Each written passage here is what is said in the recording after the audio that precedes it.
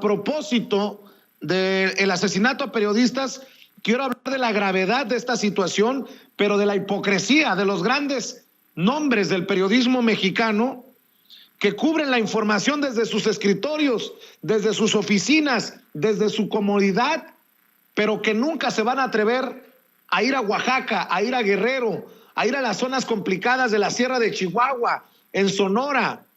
Ese es el meollo del asunto, la hipocresía en esta situación que se utiliza para el golpeteo político, lo que me parece asqueroso, porque estamos hablando de la vida de muchos héroes y heroínas del periodismo que se juegan la vida por contar la verdad. Querido Paco, muchas gracias por acompañarnos, te mando un abrazo.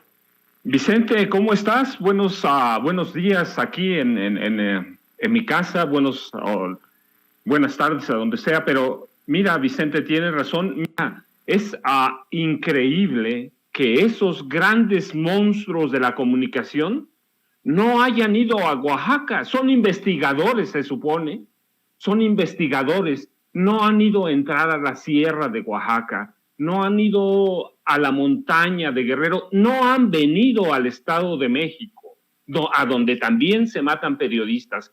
Están protestando, escribiendo desde la comodidad de sus escritorios, pero no han ido. Mira, tenemos algunos de ellos que han sido corresponsales de guerra. Ya sabemos que algunos, como Carlos Loret de Mola, lo inventan, lo compran, lo montan, pero no han ido allí a donde se matan. No han ido a protestar al gobierno de Alejandro Murat Hinojosa en Oaxaca. ¿Por qué? Pues porque es un personaje del PRI. No han venido a protestar al Estado de México, a donde gobierna Alfredo del Mazo Maza, que también es otro personaje del PRI, y que le sueltan por miles de millones de pesos a la prensa. Sí, protestan desde sus escritorios cómodamente, pero no han ido. Ellos que son investigadores no se han metido a esa línea de fuego. ¿Por qué? Pues claramente que tienen miedo muchos de ellos. Hay que ir a investigar, hay que ir a las zonas de silencio que se han creado en este país, a donde no entra uno de esos grandes periodistas. Yo no veo a Jorge Ramos ir por semanas a las comunidades violentas de Oaxaca. No veo a Carlos Loret ir ahí. No veo a Raimundo Rivapalacio, que conoce este país. No lo veo irse a meter a la montaña de Guerrero. No los veo ir a donde verdaderamente matan. ¿Y por qué? No entienden este país. Pero claro, es cómodo hacerlo desde el escritorio. El presidente ya lo dijo. Quieren los grandes medios, quieren los medios 10,000 millones de pesos porque hablen bien de nosotros. Mejor se los doy a otros. Pero mira, no veo a las grandes organizaciones internacionales, no solo a la CIP, artículo 19, meter a su gente. Ellos tienen recursos para ir a la sierra, tienen recursos para saber por qué se están matando periodistas. No los veo entrar a Tamaulipas, no los veo reportar en las calles de Tamaulipas. No, pues claro, recibir los informes en el escritorio es muy cómodo. Es muy cómodo y es muy cómodo denunciarlo meses después o mantenerlo ahí, pero es cómodo no irse a meter a donde matan. ¿Por qué? Pues seguramente debe ser miedo o no tienen recursos, supongo que sí tienen. Artículo 19 debe tener cualquier cantidad de recursos, la CIP debe tener cualquier cantidad, pero hay que ver quiénes las controlan. Entonces, esos grandes periodistas, esos grandes comunicadores que callaron toda la vida o que reportaron a veces, pero lo dejaron al olvido, apostaron al olvido, no los veo hoy meterse. No veo a Jorge Ramos yendo a esas zonas en las que se matan. No los veo vivir semanas como ha ido a otros lados con su equipo de producción. No los veo. Pues sí, allá en el escritorio está bien bonito, pero hay que ir, son investigadores. Hay que ir a investigar por qué mataron, hay que seguir las cadenas. No los veo en Chihuahua, no los veo en Baja California, que la tienen en la frontera, yéndose a meter a las zonas a donde matan periodistas. Entonces no los veo protestar. Pues sí, es bien bonito y bien cómodo venir a tomarse la foto en la Ciudad de México o publicar un artículo y decir, cumplimos porque lo estamos denunciando. Son investigadores, tienen recursos, ¿cuánto ganan? Latinos, ¿cuánto dinero derrocha? y no los veo venirse a meter semanas para ver por qué es la situación así, que eso es lo que nos heredaron. Y mira, eso me da paso para decirte que la violencia en los gobiernos de Enrique Peña Nieto y de Felipe Calderón está llena de cifras escondidas, maquilladas, omitidas por los medios de alcance nacional y esos grandes periodistas que hoy se autonombran críticos, pero que responden a una agenda empresarial que promueve la desestabilización, el caos, y a su manera fomenta, sí, claro, un golpe de Estado. Hay una especie de conspiración y se ve claramente cada día. Los periodistas, estos grandes de investigación, que hoy sirven a los empresarios que representa Claudio X González, solo tendrían que analizar los números y estadísticas del programa de política de drogas de Calderón y de Peña. Con eso, solo con eso, rascándole un poquito, redescubrirían el país que escondieron, la violencia que taparon y que nunca trabajaron a fondo, sino con informes oficiales, con los informes que les entregaba la Comisión de Derechos Humanos, lo que les entregaba la PGR, lo que les entregaba Calderón, y muchos de ellos, la agenda que les marcaba Genaro García Luna, desde su escritorio. Ellos apostaron al olvido, pero mira, solo entre diciembre de 2006 y noviembre de 2011, rascándole estos datos, hubo al menos 36,000 sucesos relacionados con el narcotráfico, pero la prensa, gran prensa, esos grandes comunicadores, no llegaron a cubrir 45% en su agenda. Eso es menos de 16,000. Pero hubo estados como Tamaulipas, a donde verdaderamente se mata, que cubrieron apenas el 13%. Nada. Y en la Ciudad de México, ellos siempre negaron, tomando como base las estadísticas oficiales, que verdaderamente operaban todos los cárteles. Pero hay que rascarle, ¿y quiénes operaban? Los Beltrán Leiva, la familia michoacana, los Zetas, el cártel de Sinaloa, la Unión Tepito, y en los 2 sexenios se registraron y se reportaron más de 100,000 matanzas, pero ¿cuáles recibieron cobertura? A medias, porque eso hay que condenarlo. Iguala, 14 de septiembre de 2014, desaparición forzada de 43 estudiantes de la Normal. Muchos de ellos solo reportaron los informes oficiales de la PGR, los informes oficiales que crearon aquella verdad histórica, que hoy sabemos que es una gran mentira. Reportaron desde sus escritorios el fusilamiento de por lo menos 22 jóvenes en una bodega de Tlatlaya en el Estado de México. La de Nochixtlán ya se murió, se nos olvidó. Parece que vivíamos en Suiza, en Noruega. El asesinato de 3 estudiantes de cine el 19 de marzo de 2018 en Guadalajara. Secuestrados, asesinados y disueltos en ácido. Ataque con granadas en el centro de Morelia, con 8 muertos y 143 heridos en las fiestas patrias de 2018. El asesinato de 16 jóvenes estudiantes en Ciudad Juárez el 31 de enero de 2010, a quienes Felipe Calderón culpó y criminalizó para ocultar que habían sido asesinados con armas relacionadas con el tráfico controlado a través del operativo Rápido y Furioso. ¿Recuerdas el hallazgo en 2010 de 72 cadáveres de migrantes centroamericanos en San Fernando? Y pronto se dejó morir la masacre en el Casino Royal en Monterrey, la tercera ciudad más importante de este país, y que da paso, el 25 de agosto de 2011, y que da paso al inicio del narcoterrorismo en este país. Dejaron morir todos los grandes temas. Calderón, a través de García Luna, creó el cártel Jalisco Nueva Generación. Él los dejó armar, él los dejó crecer. Los grandes medios también, esos grandes periodistas dejaron morir. Aquel hecho del 12 de mayo de 2012, cuando la violencia llegó a niveles nunca vistos, cuando encontraron 49 torsos humanos en Cadereyta, Nuevo León. Tampoco profundizaron cuando se advirtió que los cárteles rompieron sus antiguos códigos de conducta y empezaron a matarnos a todos, a diestra y siniestra. Ya se olvidaron de la guardería ABC y sus 49 niños muertos en el incendio, las lesiones a los 53 infantes, y olvidaron que entre Peña y Calderón dejaron más de 200 organizaciones del crimen organizado.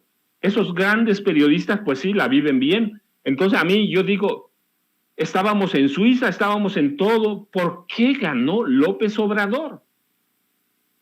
Si estábamos en ese país en jauja.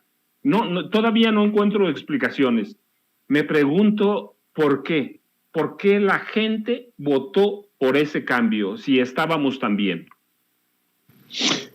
Dices algo muy duro, Paco. Déjame rescatar parte de lo que estás diciéndonos, porque es algo que nosotros hemos señalado por la virulencia de los ataques desde muchos analistas, incluso exfuncionarios del gobierno de Felipe Calderón. Dices, la violencia en los gobiernos de Enrique Peña Nieto y Felipe Calderón está llena de cifras escondidas, maquilladas u omitidas por los medios de alcance nacional y los periodistas que hoy se autonombran críticos. Pues con razón, si estaban maquilladas las cifras, se omitieron números, si se escondió, ahora dicen con conocimiento de causa que la cosa está peor en el 2022 con la cuarta transformación con Andrés Manuel López Obrador que en plena guerra contra el narcotráfico simulada de Calderón o la continuación con Peña Nieto. Ahora lo podemos entender. Mira, Vicente, es que es eso, esos grandes periodistas, hay que ver cuántos, y sus medios, miles y miles de millones de pesos, pues cómo no iban a maquillar cifras. ¿Recuerdas? Incluso hubo un acuerdo de periódicos con Calderón para cambiar la narrativa de la violencia. No lo pudieron esconder porque Internet ya era una locura, pero llegaron a un acuerdo con Calderón para esconder las cifras, para no publicarlas. Les ganó Internet, eso es otra cosa, pero escondieron todo. Las grandes más de 100 matanzas entre dos gobiernos de las que ya nunca nadie habla.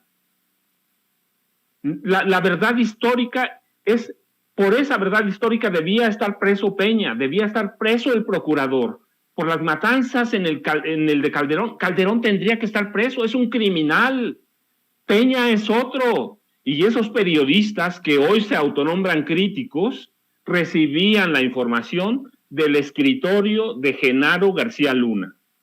Los montajes de Carlos Loret, eso salieron en la televisión. No solo los montajes, mira, él permitió la tortura en vivo. Eso es un crimen, es un encubrimiento para publicar algo que era mentira, un montaje claramente. Él permitió la tortura, entonces, ¿qué nos vienen a enseñar? Y lo que yo te digo es que bueno que protestan por la muerte de un periodista, o de dos, o de tres, que bueno, es grave, es condenable, pero no los he visto a ninguno ir a investigar, no los he visto irse a meter a la sierra, a la montaña de Guerrero, no los he visto en las comunidades indígenas, sino reportando desde sus escritorios. Pues qué bonito, qué clase de reporteros. Pues esa es la escuela que dejaron. No los he visto investigar. Déjame, para cerrar, Paco, maestro Paco Cruz, escritor de libros tan importantes como el de García Luna, El Señor de la Muerte, periodista de larga carrera. Déjame preguntarte tu opinión porque lo publican los colegas de la revista Contralínea y creo que va de la mano con esto que estamos platicando esta mañana para Sin Censura. La campaña de desprestigio de latinos y mexicanos contra la corrupción y la impunidad es parte de un golpe de Estado blando. La profesora investigadora del Centro de Análisis de Coyuntura Económica, Política y Social de la Facultad de Economía de la UNAM, Patricia Pozos Rivera, señala que la campaña de desprestigio en contra del gobierno de la 4T, recientemente lanzada por el portal digital Latinus y la controvertida organización Mexicanos contra la Corrupción y la Impunidad, se enmarca en la estrategia de golpe de Estado blando que promueven empresarios y políticos de oposición, por lo que es previsible que arrecien los ataques al gobierno desde medios de comunicación de cara a las elecciones del 2024. Financiada por empresarios y políticos opositores a López Obradorismo, se enmarca en esa búsqueda de debilitar al gobierno del presidente López Obrador. Observa que el contexto en el que se ha evidenciado aún más la confrontación entre los dos proyectos de nación, se debe tener en cuenta que los grupos de la derecha, representados por los grupos empresariales, están llevando a cabo una estrategia de golpe de Estado blando. Y cito, es toda una estrategia para no caer en un golpe de Estado fuerte, como el caso de los golpes de Estado militares. Se busca desprestigiar principalmente a los gobiernos democráticos en América Latina, señala. O sea, que de acuerdo a la investigadora profesora Pozos Rivera, se viene lo peor, van a arremeter desde los medios de comunicación. Dame tu opinión para cerrar, Paco. No, pero claro, Vicente, mira, es de esperar. Hay una andanada, desde el principio del gobierno de Andrés Manuel López Obrador, hay una tendencia para crear caos, para desestabilizar, para meternos el miedo a través de los medios de comunicación. Hay varios, en los que hay campañas permanentes, diarias. Yo recuerdo mucho, de pronto veo a mi hermano, por ejemplo, ver la televisión por cable, y hay una campaña permanente, cada hora a veces, con 100 palabras para meternos miedo, lo que hacía Peña, meternos miedo. ¿Para qué? Para que validemos y convalidemos ese golpe de Estado que buscan los empresarios y que validan ese grupo de grandes comunicadores que vivían en Suiza, o que cobraban como en Suiza y que vivían en México. Sí, no, mira, lo vamos a ver no solo no al 24, mira, hay que esperar a este año, va a haber elecciones en varios estados, que si pierden, pues pueden ser la desaparición del PRI, y esa es una de las herramientas que están usando los empresarios. Hay elecciones en varios estados. En el 23 habrá elecciones en el Estado de México. En él puede jugar su futuro el PRI. Entonces, sí, claro que habrá una andanada, habrá una campaña bien orquestada desde los medios tradicionales. Pues claro que sí, ¿para qué? Para deslegitimar el gobierno de Andrés Manuel López Obrador. Una campaña que además, en la que participa claramente el INE. Si no solo los empresarios, hay que decirlo, sino esos organismos autónomos que crearon el PAN y el PRI y que sirvieron solo como organismos de dispendio, organismos para controlar, organismos para llevarnos a donde la extrema derecha y la derecha quieren ir. Pero claro que tienen miedo, están asustados, y hay que esperar que en los próximos meses y en los próximos 2 años, año y medio, se arrecie la andanada de información para crear pánico, para crear escenarios de miedo. Nos van a meter el miedo a través de los ojos y nos los meterán a través de los oídos. Los periódicos tradicionales, pues ya casi nadie los lee, la verdad es esa, pero a través de Internet se van a arreciar sus campañas, en la televisión se van a arreciar, y en la radio se van a arreciar sus campañas para promover el caos y para promover el miedo y para promover un golpe de Estado.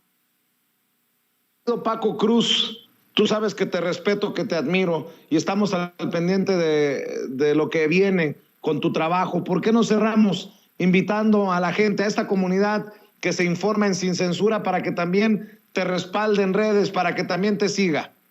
Vicente, ya sabes, Facebook, Francisco Cruz Jiménez, @Paco Cruz Jiménez en Twitter. Yo respondo con todo placer a todo lo que me pregunten personalmente. Así que sigámonos, Vicente, yo te agradezco como siempre, te mando un abrazo para todos por allá, y sigamos trabajando, Vicente, porque esto que vivimos no es nada todavía. En la medida que se acerque el 23 y el 24, veremos de lo que es capaz la derecha con su grupo de comunicadores que tienen, hay que decirlo, son vivos, son astutos, algunos son inteligentes y son amantes del dinero, pero en grande. Pues hay que estar al pendiente. Te agradezco mucho, te mando un abrazo, querido Paco. Vicente, saludos a todos igual. Gracias.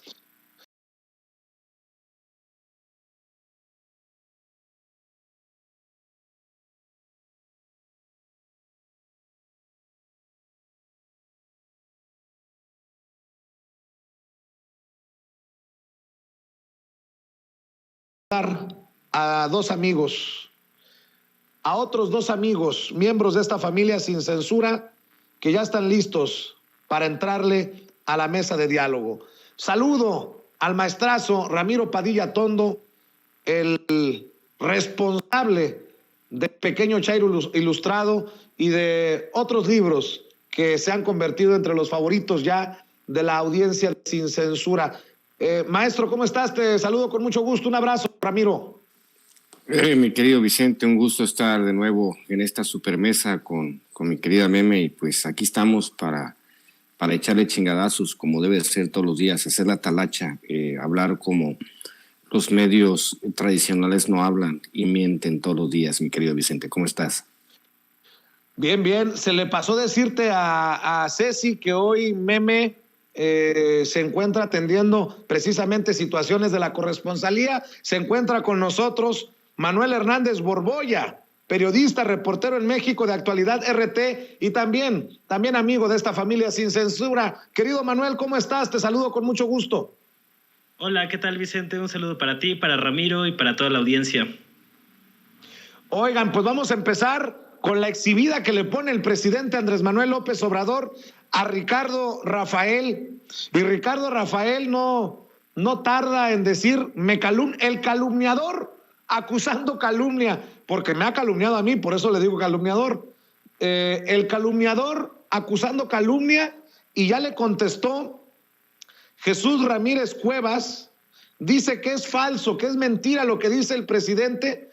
Y dice Jesús Ramírez Cuevas, Ricardo Rafael asegura que el presidente López Obrador miente al señalarlo de cobrar en el INE. Aquí están las pruebas y enlaces de que está en la lista de proveedores. Si él dice que no cobra, que lo aclare el INE. ¿Y qué dijo el presidente Andrés Manuel López Obrador de Ricardo Rafael? Querida Ceci, échamelo por favor.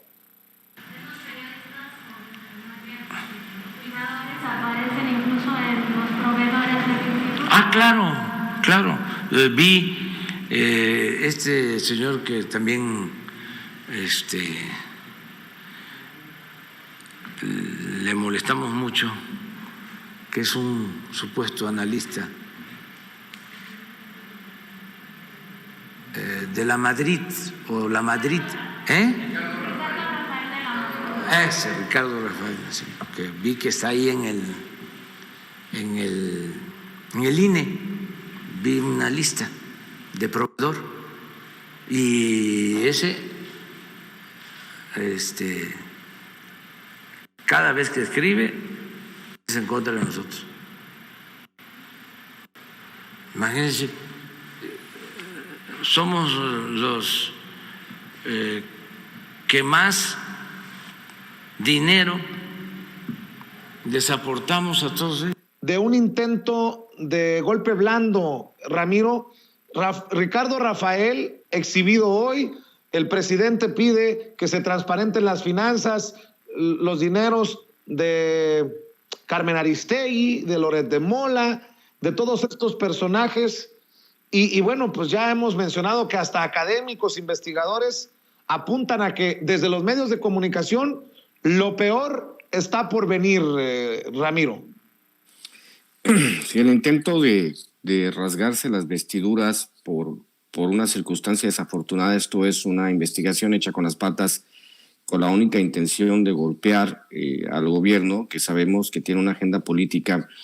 Si ustedes se dan cuenta, en Estados Unidos está claramente diferenciado quién está con quién. Por ejemplo, en Fox News nosotros sabemos que son el brazo armado del Partido Republicano, y hay otras estaciones de televisión también. Hay que recordar, por ejemplo, para darle perspectiva al público de Sin Censura, les vamos a recordar algo que sucedió cerca del 2003, que esto es los medios de comunicación, para que se den idea de la importancia de los medios de comunicación. En Estados Unidos, los medios de comunicación le vendieron la guerra de Irak al público norteamericano.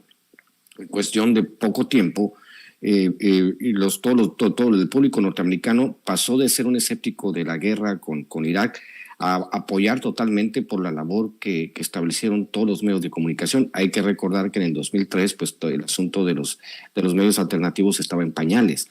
No podría, por ejemplo, Estados Unidos vender una guerra hoy porque hay muchos canales de YouTube que se opondrían totalmente porque hay información circulando en los medios alternativos.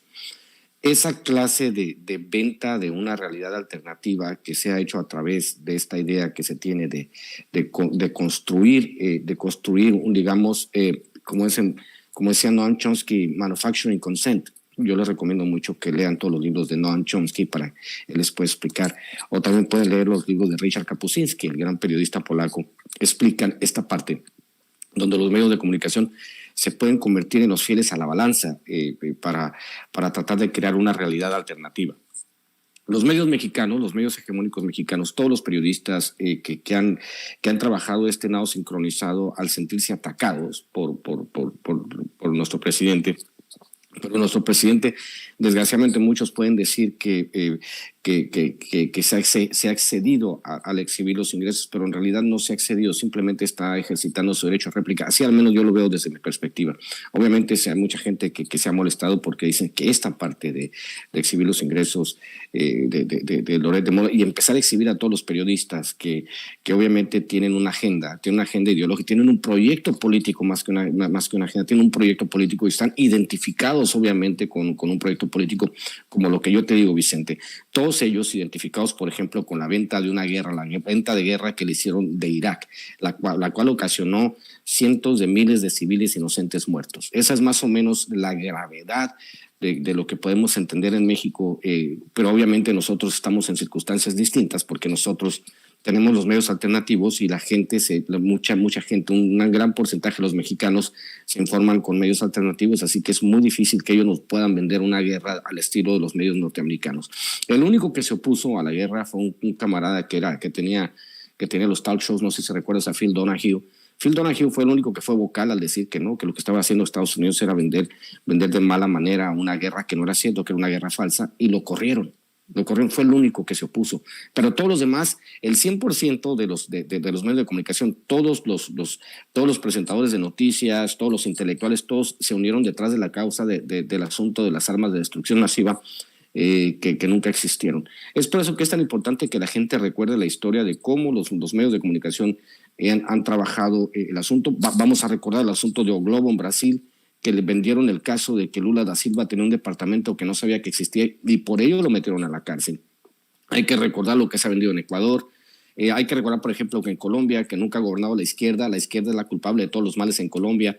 Hay que recordar lo que sucedió en Argentina, que después de una campaña contra, digamos, Cristina Fernández de Kirchner, que 2 años después a mí me tocó estar en Argentina, había canales especializados en Argentina en atacar a Cristina Fernández de Kirchner 2 años después de que había salido de presidenta. Entonces, la derecha y sus campañas de desinformación tienen que enfrentar ahora sí el escrutinio de todo el público. Ya no estamos porque es muy peligroso. Se siente un precedente muy peligroso si permitimos que los medios hegemónicos de derecha puedan mentir con la mano en la cintura y se escuden en la libertad de expresión. Yo pienso sí que la libertad de expresión debe tener sus límites y su límite es cuando están mintiendo, están falseando la verdad. Entonces, obviamente estamos ante una circunstancia inédita en la cual no te puedes poner a jugar las vencidas con el Estado. Obviamente el presidente ha sido respetuoso, no ha censurado a nadie, pero quizá ya sea tiempo de apretar un poco las cuerdas, mi querido Vicente. Difiero contigo, mi querido Ramiro Padilla Tondo. Siempre hay que darle prioridad y preferencia a la libertad de expresión.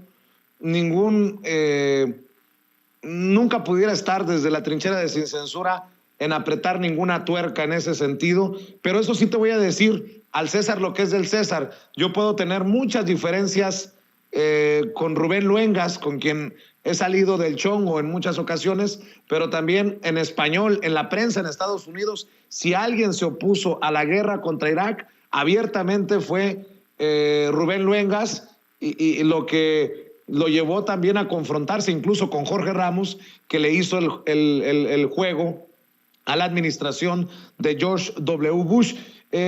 Ahora sube al ring Ricardo Rafael, querido Manuel, otro más de las mesas de análisis de Carmen Aristegui, una Carmen Aristegui que ha sido señalada duramente por el presidente Andrés Manuel López Obrador, pero pues con estas mesas de análisis y con estos golpeadores, híjole, es difícil entender a la Carmen de hoy, con la Carmen por la que mucha gente salió a defender en su momento en años anteriores. Tienes a Ricardo Rafael, a Sergio Aguayo, a Denise Dresser, tienes ya incluso a Anabel Hernández, en fin, ¿cómo ves la situación, Manuel?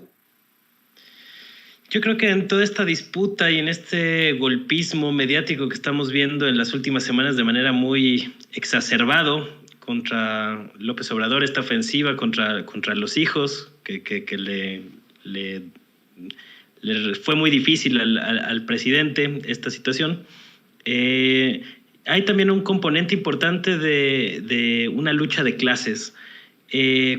A estos periodistas de élites o que han formado parte de las élites que se han beneficiado de los abusos del régimen neoliberal, así hay que decirlo, que sus carreras estuvieron, digamos, atadas a estos vínculos, a estos grupos de poder en mayor o menor medida, pues ahorita están muy desencajados precisamente por esta confrontación abierta entre la presidencia de la República y estas élites periodísticas, entre las cuales pues incluyen personajes como Ricardo Rafael, que desde hace ya un buen rato pues ocupan espacios de privilegio en los medios de comunicación. Y lo mismo pasó con el caso de Loret de Mola y demás, ¿no? Mientras llevan años matando a periodistas, ahora sí que periodistas de a pie, están reportando en las calles, en estados muy peligrosos, sumidos por la violencia. Yo no he visto a ninguno de estos periodistas, o a muy pocos, en las protestas cuando ha habido asesinatos de periodistas, y al menos yo llevo ya un buen rato asistiendo a esas marchas, pues, por lo menos desde 2015, 2016, desde 2015 más o menos, y yo al menos no me ha tocado ver por ahí a personajes como Ricardo Rafael y demás. Entonces, me parece que de alguna manera hay un componente importante de lucha de clases en este asunto, y cuando la confrontación llegó a un periodista o a un comunicador, porque no le puedo llamar periodista, como Carlos Loret de Mola, pues inmediatamente saltaron estas élites, ¿no? Porque les estaban tocando a uno de los suyos, a un integrante, a un beneficiario y a un defensor de la derrotada oligarquía neoliberal, que siguen reclamando sus privilegios, que se construyeron a base del abuso sobre las clases trabajadoras, con medidas como el outsourcing, por ejemplo, ¿no? Que estos personajes defendieron. Y ahora resulta que hasta Felipe Calderón pues también es de los Lorets, como ahora yo les digo, ¿no? A estos que todos son Loret, que es como un álbum de estampas de los coleccionable de los integrantes de la derecha mexicana, ¿no? Y del sector más golpista de la derecha mexicana.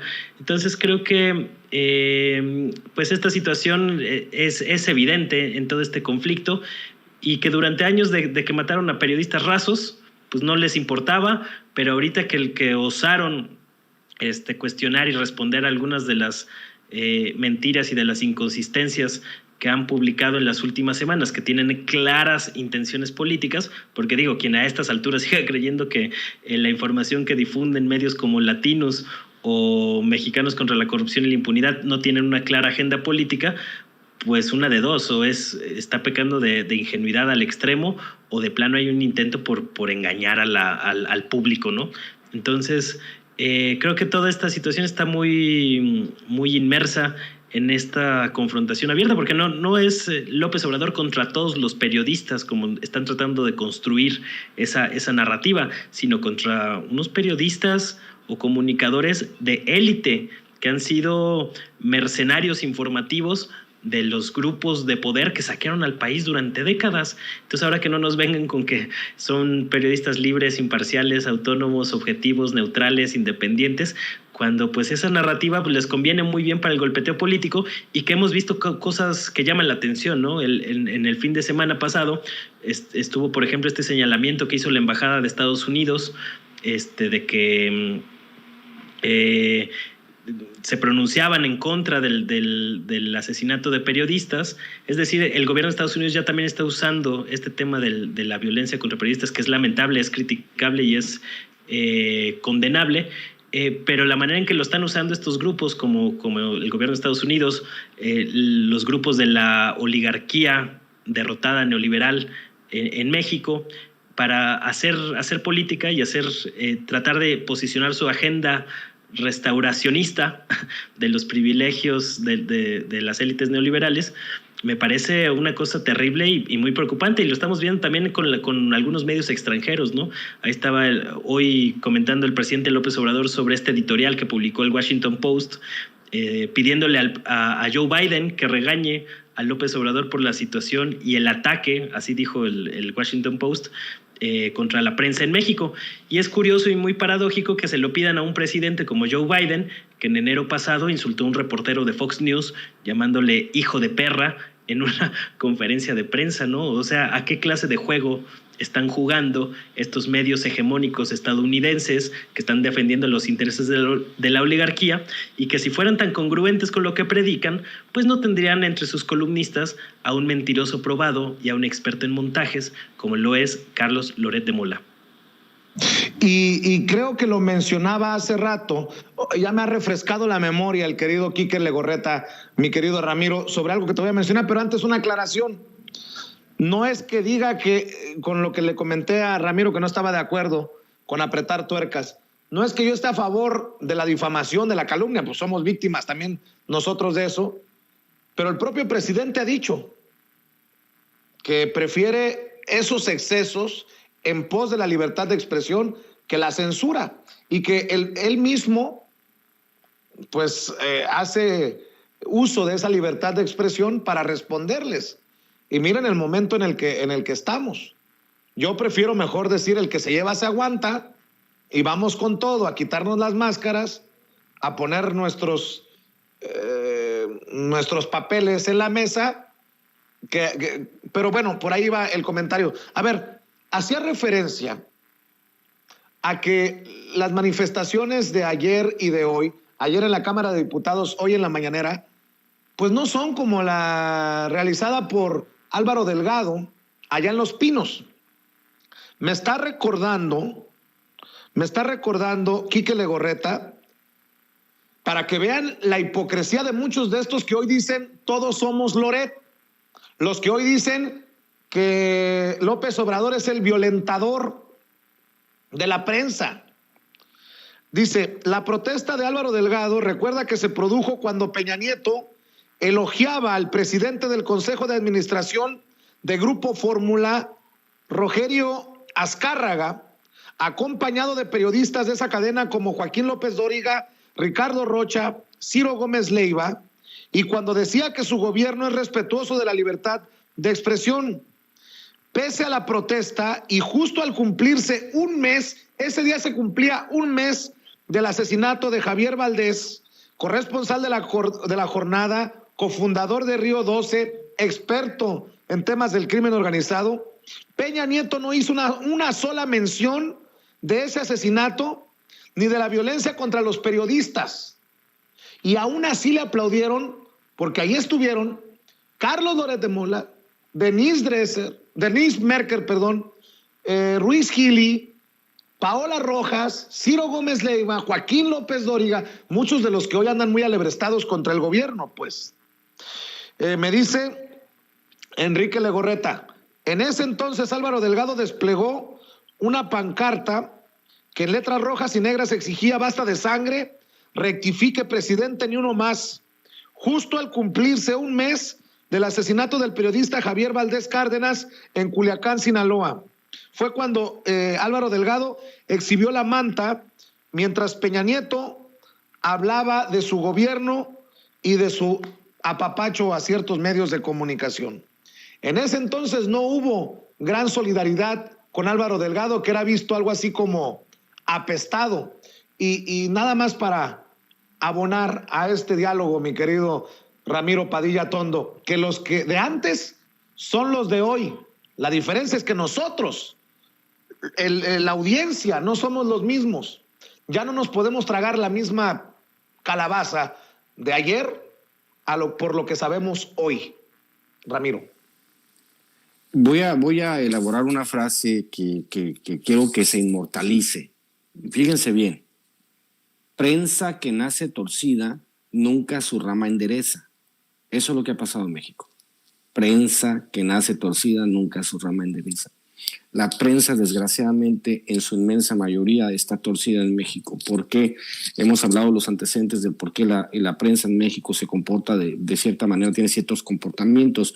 Me atrevo a decir que rayan en lo psicótico, porque ya es una, como decía mi amigo, por cierto, saludos hasta Venezuela, Carlos del Villar, te mando un abrazo, Vicente, Carlos del Villar desde Venezuela. Hay mucha gente que nos sigue desde Sudamérica, Centroamérica, que ven con ojos, con muy buenos ojos la transformación que se está dando en México. Ellos reconocen también, sobre todo desde Venezuela, desde Colombia, Argentina, Ecuador, Brasil, de todos los países sudamericanos, ellos entienden el papel que ha jugado la prensa golpista en sus gobiernos. Hay que recordar que nosotros nos estamos enfrentando a una circunstancia inédita donde la prensa mexicana pues intenta convertirse en lo que ha sido la prensa en Sudamérica.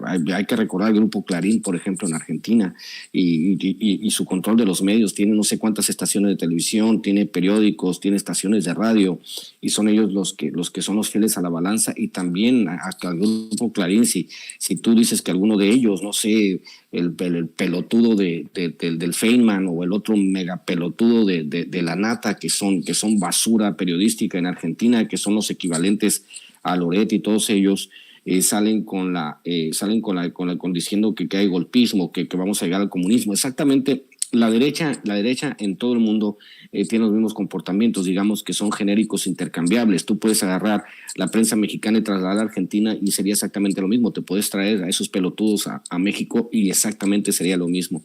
Entonces lo que estamos viendo es obviamente esta idea de la construcción de una narrativa, porque eso es al final de cuentas lo que quieren hacer, ¿no? Construir una narrativa para desarrollar la idea de que sí, nosotros sí somos corruptos, pero ellos también, y obviamente no, pues lo hemos dicho muchas veces, si ellos, para ellos hubiese sido oro puro haber encontrado algún movimiento extraño en López Obrador para haberlo destrozado de una, pero nunca lo pudieron encontrar. Entonces, ahora con este trabajo que se hace de demolición, el trabajo de tratar de crear una percepción, de tratar de calentar las redes, obviamente voy a parafrasear a Lord Montajes, Twitter no representa lo que es México, y aparte si esos como 60,000 que dicen ellos se juntaron, por ejemplo en Nueva Delhi, se juntaron en Arabia Saudita y hicieron traducción simultánea a todos los bots, ¿no? Para apoyar a Loretito, pues obviamente no funciona así. La verdadera fuerza está en otro lado. Pues obviamente el presidente ha decidido pues escalar el conflicto, y a mí me parece bien que haya decidido pues ya saltar al ruedo y señalarlos con nombre y apellido, porque pues ellos no juegan limpio. El problema que tenemos la izquierda y que tiene la derecha es que nosotros, la izquierda, por ejemplo, cualquier cosa que digamos tiene que estar sujeta a datos duros y tiene que ser veraz. Esa es porque si imagínate que alguno de nosotros dé un dato falso, andamos siempre caminando por una línea muy delgada de credibilidad.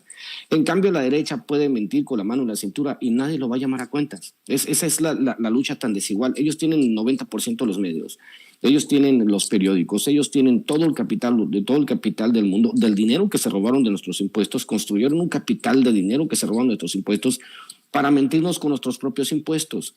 Entonces, obviamente, nosotros tenemos que hacer la parte de que nos corresponde. Como te digo, vamos a trabajar una plataforma para darle la batería, ya luego les iré informando, ya les informé un poco, pero tenemos que empezar a combatir eso, porque nosotros no podemos salir o que vamos a combatir mentiras con mentiras. No, vamos a combatir el dinero sucio con dinero limpio, es lo que vamos a hacer, y ese es parte del proyecto que tenemos con los migrantes en Estados Unidos, de combatir toda esta serie de desinformación. Es un trabajo difícil porque obviamente yo te he visto, Vicente, con la frustración de que de que estás debatiendo con un cabrón que sabes que te está mintiendo en la cara. También a nosotros nos sucede mucho, ¿no? Estás debatiendo con un cabrón que sabes que te está mintiendo y dices, pues está mintiendo este cabrón. ¿Por qué no dice la verdad? Porque la derecha es muy cínica a la hora de mentir. Mienten y mienten y mienten. Ahí está tu amigo, el Paquito del barrio, el Alarraqui, rata dos patas, que dice que hay que mentir.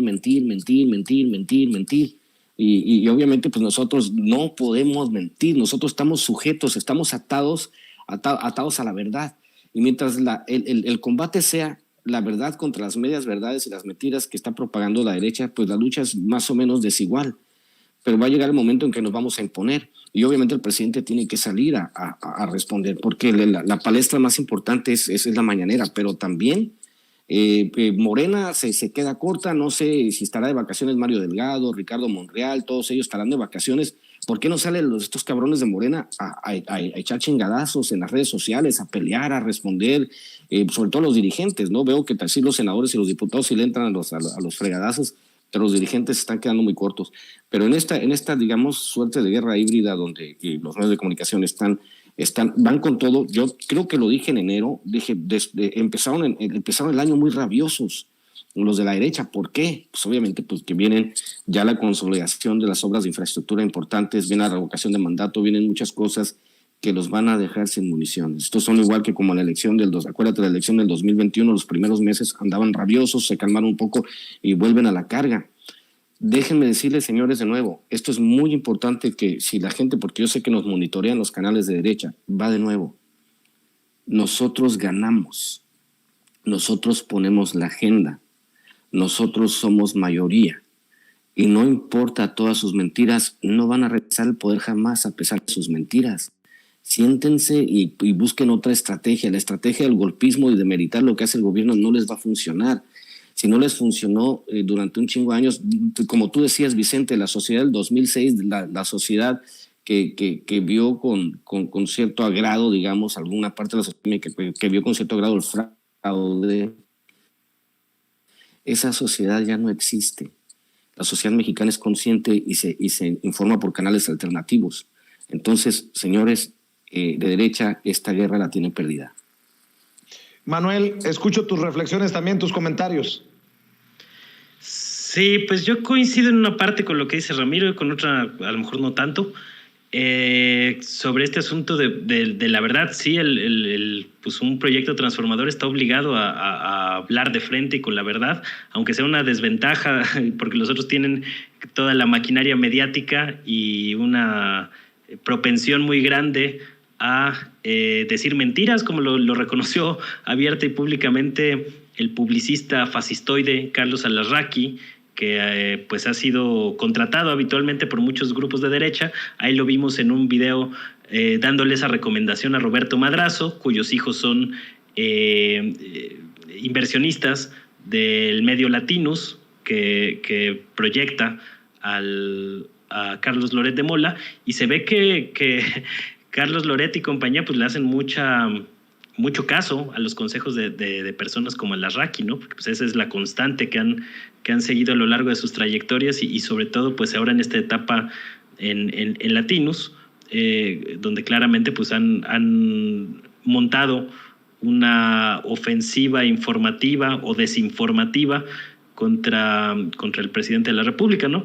Está bien que se critique a López Obrador y demás, pero se tiene que criticar con argumentos sólidos y consistentes. Por eso yo creo que el presidente debe de responder en esos mismos términos, ¿no? Yo sí creo que por ahí le falló la estrategia a López Obrador, cayó un poco cayó en la trampa que le tendieron desde la derecha.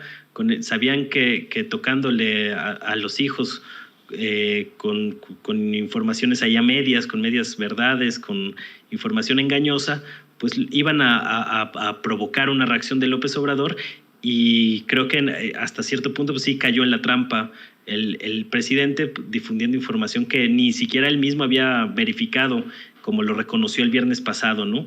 Entonces, y que también presenta algunas inconsistencias. Hoy, por ejemplo, estaban aclarando que no necesariamente había recibido Carlos Loret 11 millones por parte de Televisa, pero sí 2.5 millones. Es decir, ahí todavía faltan muchos asuntos por aclarar.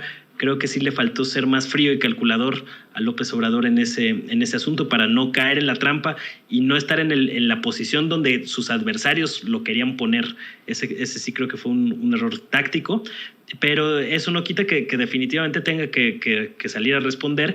Y en lo que sí coincido con Ramiro es este asunto de que sí se ve solo el presidente, ¿eh? Yo no he visto muchos liderazgos saliendo a apoyar o a ponerse los guantes al mismo nivel para librar esta batalla por el control de la agenda pública o de la agenda mediática o la agenda de conversación. Por ahí vi algunas manifestaciones de respaldo del canciller Marcelo Ebrard, de Claudia Sheinbaum, que curiosamente pues son los dos perfiles presidenciales más consistentes, pero en efecto, Mario Delgado, otros liderazgos de Morena y de la Cuarta Transformación pues han brillado un poco por su ausencia en esta polémica, o que a lo mejor se han pronunciado pero no con la fuerza suficiente, ¿no? Entonces todo acaba recayendo siempre en lo que hace o deja de hacer López Obrador, y creo que esa parte es un poco preocupante porque no puede concentrarse toda el peso del proyecto en solamente la figura del presidente. Debe de haber otros liderazgos que salgan también a refutar, a rebatir, a dar la pelea en el terreno mediático, y no hemos visto tanto esa situación. Entonces yo creo que también es un punto que hay que tomar en cuenta. Nada más para abonar a esto que estás diciendo, salió René Bejarano, fíjate quién, René Bejarano en redes a decir: buenos días, hay que seguir trabajando en unidad por el proyecto de la Cuarta Transformación, por el buen vivir, por López Obrador. Y ya salió Carlos Loret de Mola a darle duro. Este respaldo no lo tiene ni Obama, se está cayendo a pedazos, precisamente por lo que decías, ¿no? Sí, pues es que pues está flaca la caballada, ¿no? O sea, yo no veo así un respaldo masivo y demás. Hay más por parte de los simpatizantes de López Obrador, que sí son más aguerridos en este tema de redes, pero faltan esos liderazgos, ¿no? Que vayan a los programas de debate a dar la pelea, a ponerse los guantes, porque también esta ofensiva mediática no nada más es contra el presidente, es contra todo el proyecto que está tratando de cambiar las cosas y la correlación de fuerzas entre las élites que se apoderaron del país durante el régimen neoliberal, que curiosamente pues están tan desarticulados en la derecha mexicana que celebraron una reunión en Twitter de, ellos dicen, 60,000 personas, como si hubieran ganado las elecciones presidenciales. Es una cosa patética y deplorable, pero que te habla mucho de cómo están ellos también urgidos de estos liderazgos que les permitan rearticularse, porque andan un poco sueltos y pues nomás no levantan en las encuestas. En una de esas hasta por ahí andan candidateando a Loret, a ver si así por lo menos suben unos puntitos en las encuestas, porque de ahí en fuera no se ve ningún liderazgo tampoco en la derecha mexicana que les permita competir de manera real en la sucesión presidencial de 2024, pero sí creo que le falta acompañamiento al presidente. En el gabinete pues es prácticamente inexistente los pronunciamientos, ¿no? O sea, a lo mejor están muy metidos en sus encomiendas y demás, pero no hemos visto así un respaldo en redes, sobre todo, que permita contener un poco esta ofensiva. Y con lo de Bejarano, pues digo, pues siempre va a ser complicado recibir un apoyo de un personaje que fue exhibido con tanta hazaña como lo fue René Bejarano, ¿no? Entonces, todo lo que puedan usar estos grupos para denostar, lo van a utilizar. Entonces, precisamente por eso hay que salir a dar la pelea por parte de los grupos que simpatizan con López Obrador, pero sí hacen falta que estos liderazgos sean más visibles. O sea, no pueden ahí deslindarse de este conflicto, ¿no? Así es, querido Manuel Hernández Borboya, ¿por qué no cerramos invitando a la gente a tu canal de YouTube, a tus redes sociales, para que se sienta el respaldo? Ese apoyo sí se ve. Muchas gracias, Vicente. Pues sí, ahí andamos en el canal de YouTube, Manuel Hernández Borboya, comentando algunos de estos temas más a fondo, en la página de Facebook, Manuel Hernández Borboya Periodista, y de tiempo completo ahí en Twitter, @Manuel H. Borboya. Muchas gracias por la invitación. Un gusto siempre estar aquí con ustedes, con la mesa, con Ramiro, y un saludo para toda la audiencia. Claro que sí, gracias Manuel. Ramiro Padilla Tondo, cerremos también invitando a la gente a tus trincheras, a tus esfuerzos. Señores, ahora que ando de gira por Estados Unidos, me han llegado varias peticiones de la comunidad migrante por hacer algún proyecto, una plataforma. Les iremos informando qué es lo que se va a hacer. Los migrantes también quieren convertirse en parte de la transformación de manera más activa. Ya les iré explicando de qué se trata el proyecto que traemos. Y pues después de esta campaña de desinformación, decirle a la derecha que ustedes acaban de despertar un gigante dormido que es la comunidad migrante en Estados Unidos. Van a esperar noticias de nosotros coordinando este proyecto. Y pues nos vemos hoy en la noche en Chaironomics, por ahí de las 11 de la noche, @Ramiro Atondo, @Chairo Ilustrado, estamos en Twitter. Y decirles, cierro con un pensamiento, y que es muy importante que se entienda. El presidente es humano, el presidente tiene un corazón, tiene sentimientos. Obviamente no esperen que el presidente sea un político como un robot, no es un muñeco acartonado como Peña Nieto, no es un genocida como Calderón, no es una mente malvada como Carlos Salinas de Gortari, no es un vendepatrias como Ernesto Zedillo, no es un bruto como Vicente Fox, es una persona con sentimientos. Y así como él, por más político que seas, siempre en tu corazón va a estar primero tu familia. Con eso cierro, mi querido Vicente. Muchas gracias. Muy bien, muchas gracias Ramiro Padilla Tondo, gracias Manuel Hernández Burgoya. Estamos al pendiente para otra mesa de diálogo aquí en Sin Censura. Oiga, a ver, ¿qué cosas pasan? Amigos, amigas, regresamos en breve, pero mientras seguimos hablando sin pelos en la lengua, sin censura, usted puede suscribirse a nuestros 3 principales canales en YouTube. Sin Censura Media, en donde tenemos más de 1,600,000 suscriptores, Sin Censura TV, en donde tenemos más de 1 millón de suscriptores, y en Sin Censura Presenta, en donde queremos llegar muy pronto a los 100,000 suscriptores. Si usted ya está inscrito en Sin Censura Media, suscríbase en Sin Censura TV. Si ya está suscrito en Sin Censura TV y Sin Censura Media, suscríbase a Sin Censura Presenta. Recuerde que es gratis, no tiene que sacar un solo centavo de su bolsillo para apoyarnos. Dele clic en la campanita para que los señores y señoras de YouTube envíen las notificaciones cuando estemos transmitiendo en vivo y en directo o estemos subiendo videos. También nos puede seguir en Twitter en @Vicente Serrano y hasta en Instagram. Ojo, también estamos en Instagram. Son nuestras redes sociales y con el apoyo de ustedes seguimos creciendo, porque con ustedes todo, sin ustedes nada.